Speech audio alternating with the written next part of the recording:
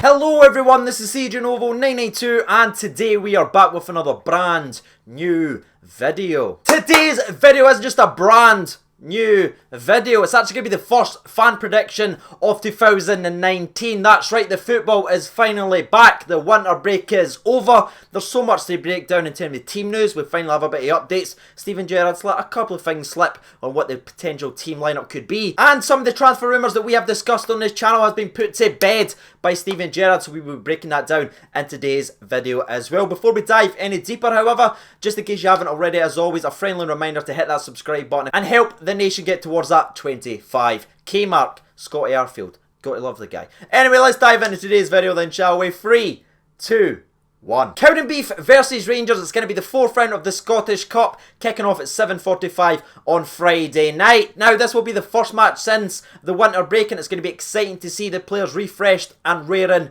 to go, because you've heard all the talk. Gerrard's came out and says they've been working on physically and mentally to make sure they're ready to go for the second half of the season. So this could potentially be a straight up old fashioned ass whooping. That's what everyone's been saying. 5, 6, 7, 8. Defoe will score 55 goals on his debut. That has been the talk, but Gerrard today is sort of pulling in those reins and saying, listen, we need to be respectful to our opposition and not get too carried away, because that is how giant killing in the Cups actually happens. It happens in every single year. Not so much in the Scottish sort of league, but the English league, and Gerrard's seen it first hand when players think, oh, we're going to beat them anyway, we didn't need to be at it 100%. He sort of wiped the floor of that and challenged these players to not only show respect to their opponent, but treat the game pretty much as the most important fixture they will play all season. So again, that excites me, and that's the kind of message you want your manager to be sending out, keeping the players focused. And that sort of continues, because he actually addressed some of his work he's been doing in Tenerife, saying, yes, we gave them some time off, but when we did get to Tenerife, we challenged them physically. You saw that with some of the players being sick in training. He even addressed that with his cheeky trademark Gerrard smile, saying the players have put their work in, and that effort and sacrifice has been for this cup game versus Cowdenbeath. They're not looking the next game or what's coming up in the horizon. It's all been for Cowdenbeath. So the telltale signs are all pointing that we have actually got the right mentality going into the Scottish Cup tie versus Cowdenbeath. Right, let's continue with the video and dive into some Rangers team news. Starting for the first one right away, a bit of a gift, something just to perk up your day. Both Steven Davis and Jermaine Defoe will be involved in some point in tomorrow's fixture. That's right, we'll both get to see them wearing the famous Rangers blue tomorrow versus Cowdenbeath, which I'm absolutely delighted for, because I really wanted this to happen, but I started to think to myself, will he really risk Jermaine Defoe or Steven Davis versus Cowdenbeath in a Scottish Cup tie on that park? But apparently Gerrard is going to be taking this tie very seriously, and both of them will be involved, again, in Gerrard's own words, at some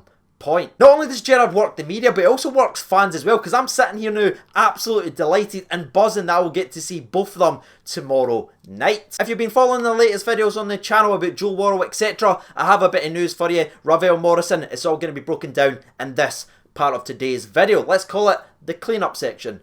Thumbnail. Joe Worrall will not be returning to Nottingham Forest, even if the man wanted to, as Nottingham Forest has missed their recall option, which was up to January the 7th. Obviously, we're 10 days by that now, so Gerrard has confirmed that he will be here to the end of the season.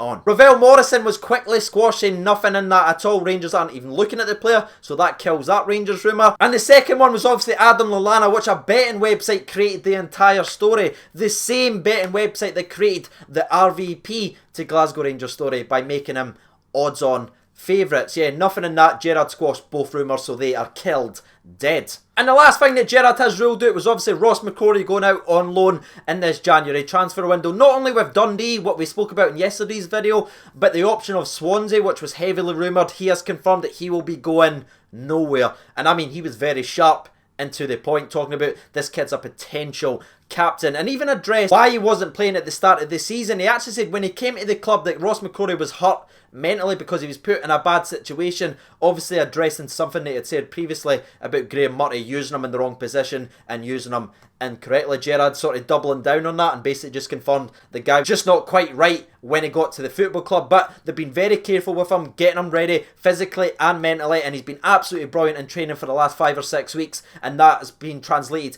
into performances. And he even went on to say that unfortunately for him being suspended against Cowdenbeath, or he'd be one of the first names on the team sheet because he has earned that shirt. So that pretty much kills off any rumour regarding Ross McCrory's loan deal. That's great to see. Obviously, I love Rossi. So many of you guys do as well. And that performance against Celtic was absolutely top notch. And Gerrard even said this kid's a potential Rangers captain. And the last little story to keep you updated with before we jump over to the unfortunate injury list will be about Jordan Rosa. I just want to play football, you know. The man himself. The only accent I can do, and I can't even do it. All joking aside, everyone has love for Rosa. The fans have love for Rosa. We all want him to succeed. Even Gerrard has come out and says he not only rates him, but loves the kid. That's in his own words. But he can't be selfish with him. He needs to be playing football at this moment in time. Ryan Jack's been immense. Ross McCrory's been immense. He even talked about Lallana being fantastic at times.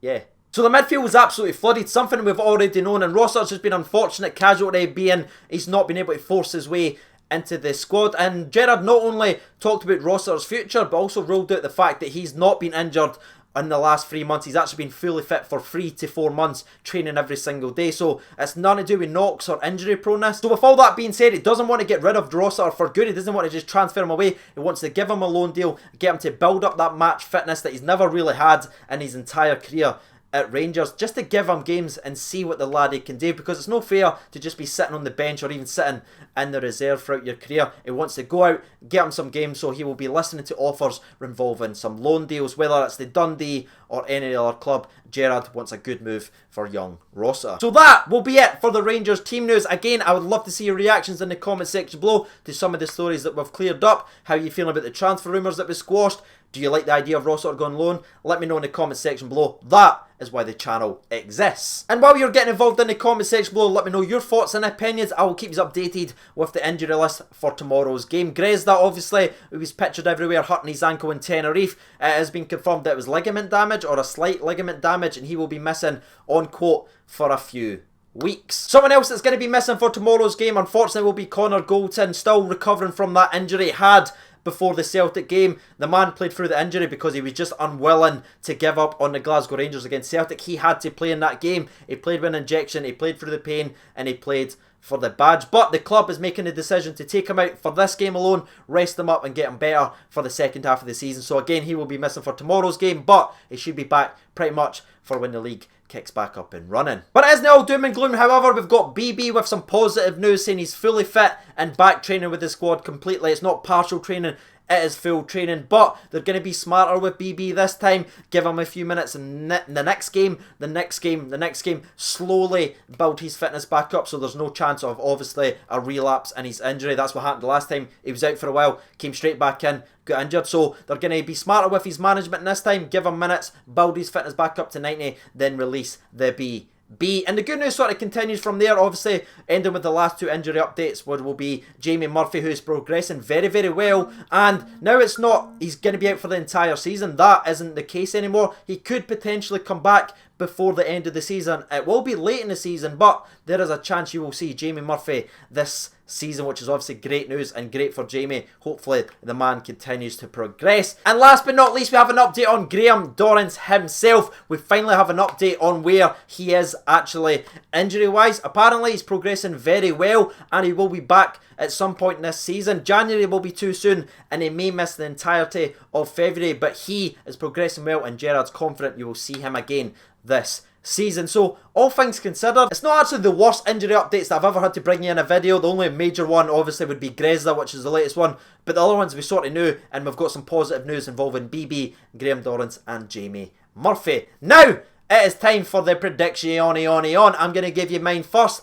Now that you know all the news, I am going to go with Rangers 5, Cowdenbeath 0. That's right, I'm still going to go pretty big. Definitely showing respect to the opponent, but I just think we're going to have too much. I love the way that we're so mentally focused, and Gerrard has stressed that Cowdenbeath has been their only aim, the only team they've discussed the entire time in Tenerife. It's been Cowdenbeath. That rhymed. So we're going to go big here in the goal scorers. I'm going to go with Jermaine Defoe to score it on his debut. Definitely. I believe Kyle Lafferty's going to bag a brace in this game as well. And the last 2 goals, I'm going to go with... It's hard to see who's even going to be playing. I'll go with Captain Tav because he never misses a game. And the last goal scorer will be none other than the El Buffalo. That's right, I picked 3 strikers. How's that working? But that's it from my side of things. What's your thoughts and opinions on the actual game itself? Get involved in the comment section below. I'd love to see some score predictions and some goal scorers. Now, I did ask Twitter this opinion, so while I get loaded up, and after a smooth transition there, almost like magic, that we have a phone in our hand and we're ready to read it out. 647 votes. Thank you so much for getting involved. 2% votes for draw. 11% votes for Cowdenbeath. But 88% of the people votes for a Rangers win. Let's see what they've had to say. Matthew Brown says 5-0 Rangers right off the bat, Matty. Bradley Forrest says they won't make it easy for us, but I think 4-0 is fair to say. With Defoe scoring and Hardy, Middleton and hopefully Davis on his return. Fantastic shout about Hardy. I wish I had said that. I'd love him to start this game. Bob Steele says Cowdenbeath 0, Rangers 5, Hardy hat-trick, Middleton and Jermaine Defoe.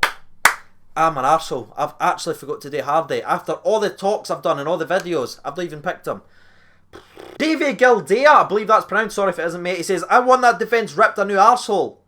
After that, their captain was asked to break Defoe's leg from his Celtic supporting pals. James PB says, cricket score incoming, 5-0 to the famous Defoe with 1, Alfredo with 2, Captain Tav and a Ryan Jack goal as well. Robert Edgar says Rangers 3, Cowdenbeath 1. And let's go rapid fire to end today's video. Aaron says 9-0. Defoe 2, Morelos 2, Tav 1, Davis 1, Cadeas 1, Goulton 1, Middleton 1. Does that match mathematically? I'm not too sure, but I'll continue. Andrew Reid says 4-1 Rangers, Morelos to score 2, Defoe 1 and Tavernier from the penalty spot. And the last two we'll read out comes from Cammy, says 10-0. And the last one comes from Buffalo Bill. He says 7-0 to Rangers, Buffalo to score 4, 2 for Lafferty and Middleton to score 1. The people on Twitter have went big. I've went sort of big. If you haven't done so already, you know what to do by now. Again, a quick reminder, if you would like to support the channel directly, the link for that will be in the description below to the Patreon. Up to 41 now. Thank you guys so much. That's getting completely funded back into the overall channel. I've been CJNova92. Thank you so much for watching and bye.